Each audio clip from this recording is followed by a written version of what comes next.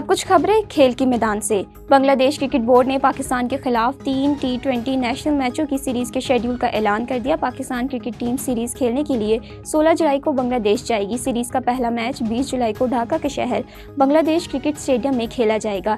دوسرا T20 national match 22 جولائی کو کھیلا جائے گا، جبکہ سیریز کا تیسرا اور آخری میچ 24 جولائی کو ڈھاکہ میں ہوگا۔ ایشین 6 ریڈ سنوکر چیمپئن شپ کے سیمی فائنل میں پاکستان کے محمد آصف کو شکست ہو گئی۔ کولمبو میں جاری ایشین 6 ریڈ سنوکر چیمپئن شپ کے سیمی فائنل میں ملیشیا کے تھیورچن لیونک نے محمد آصف کو 5-2 فریم سے شکست دی۔ گزشتہ روز چیمپئن شپ کے کوارٹر فائنل میں محمد آصف نے ملیشیا کے لمکاک کو 3 کے مقابلے میں 5 فریم سے شکست دی تھی۔